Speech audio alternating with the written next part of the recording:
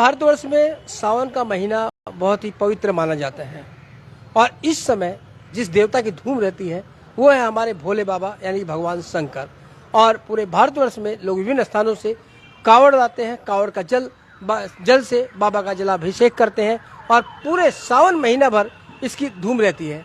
ऐसे में भारत में जितने भी ज्योतिर्लिंग या फिर जितने भी शिवालय हैं वहाँ पर शिव भक्तों की भीड़ देखी जाती है और इसी बीच में हादसे भी होते रहते हैं। और अब बात करते हैं अपने यानी सिलीगुड़ी के लेकर, तो उत्तर बंगाल का घोषित जो है बाबा धाम कह सकते हैं जलपेश धाम को। जलपेश धाम पूरे उत्तर बंगाल का एक प्रसिद्ध शिवालय है जहां लोग दूर दूर से बाबा के दर्शन करने आते हैं, दूर दूर से आकर जल लाकर बाबा का जलाभिषेक करते हैं और पूरे सावन माह यह बाबा की धूम रहती है। और विशेषकर सोमवार को तो यहाँ लाखों की संख्या में लोग जल चढ़ाते हैं, जिसमें किसी पल भी हादसे की उम्मीद रहती है कि हादसा न घट जाए।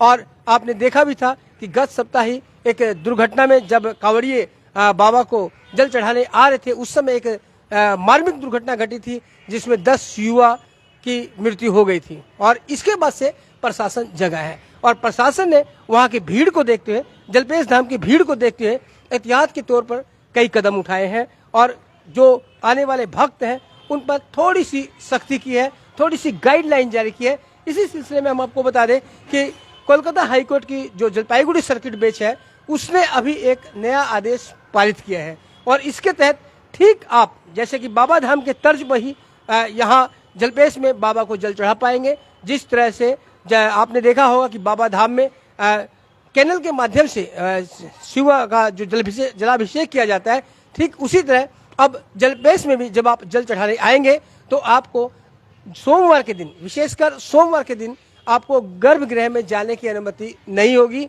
जो कोर्ट का आदेश है उसके अनुसार आपको जो भगवान की जो LED स्क्रीन रहेगी उसके नीचे चोंगा लगाए गए हैं, उसके नीचे कैनल बनाए गए, वहां पर जल देंगे जो सीधा भगवान शिव पर जाएगा। लेकिन अब सोमवार के दिन, विशेषकर सोमवार का जो दिन है उस पर आप उस दिन गर्भगृह में नहीं जा पाएंगे। ऐसा जो जलपाईगुड़ी सर्किट बेंच की जो हाईकोर्ट की जो बेंच है उसने ये आदेश जारी किया और सभी प्रशासन को इससे अवगत भी करा दिया है।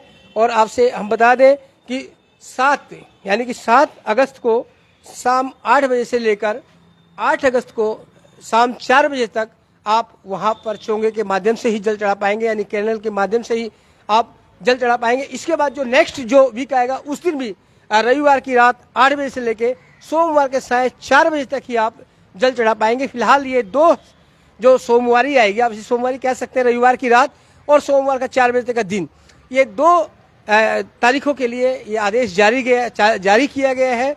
विशेषकर जो 7 और 8 को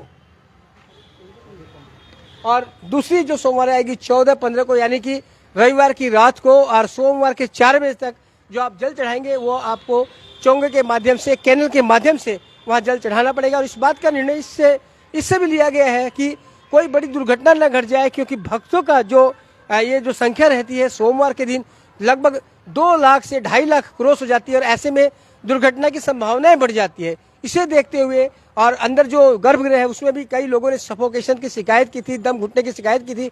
उसके बाद एहतियात के तौर पर ये मामला कोर्ट में गया और कोर्ट थी उन्हें मामले को संज्ञान में लेते हुए ये आदेश जारी किया कि 2 जो सोमवार है अब वह उस दिन आप चोंगे के माध्यम से ही, कैनल के माध्यम से ही भगवान का जलाभिषेक कर पाएंगे, शिव भगवान का जलाभिषेक कर पाएंगे जलपेश धाम में। तो ये एक सूचना थी, क्योंकि लाखों की संख्या में लोग जलपेश जाते हैं रविवार को, फिर सोमवार को जल चढ़ाते हैं।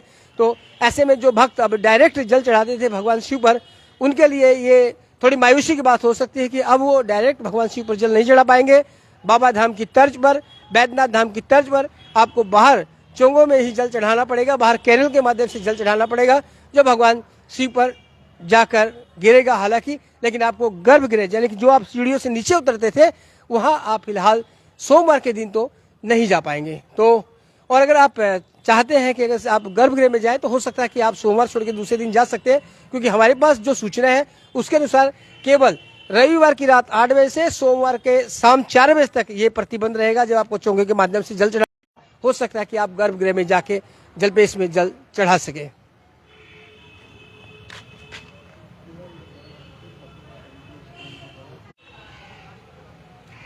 और आपसे बता दें, ये पूरी प्रक्रिया जो आप जल चढ़ाएंगे, आपका जल बाबा पे जा रहा है कि नहीं जा रहा है, ये पूरी प्रक्रिया आप एलईडी के माध्यम से देख पाएंगे। और जहां आप जल चढ़ाएंगे वहां पर ही एलईडी लगी हुई है, आप जल दे रहे हैं वो आप देख पाएंगे कि आपने जो जल छोड़ा है और वो सीधा बाबा पे गया है। ऐसी व्यवस्था वहां पर की गई है। और साथ ही ये जो सर्कुलर है, जो सर्किट बेंच का जो आदेश आया है, ये सर्कुलर आसपास के सभी थानों में भी सर्कुलेट कर दिया गया है और प्रशासन को भी इस निर्णय से अवगत करा दिया गया है। और साथ ही भक्तों को भी हम इस निर्णय से अवगत करा देते हैं। फिर एक बार बता दें कि अब आपको अगर जलपेश में भी जल चढ़ाना है, विशेषकर सोमवार के दिन, तो बाबा धाम के तर्ज पर ही आपको चढ़ाना पड़ेगा और कैनल और चौंगों के माध्यम से ही आप भगवान शिव पर जल समर्पित कर पाएंगे। तो ये थी एक महत्वपूर्ण सूचना शिव भक्तों के लिए। आप बने खबर समय पर और देखते रहे खबर समय, हर समय खबर समय। धन्यवाद।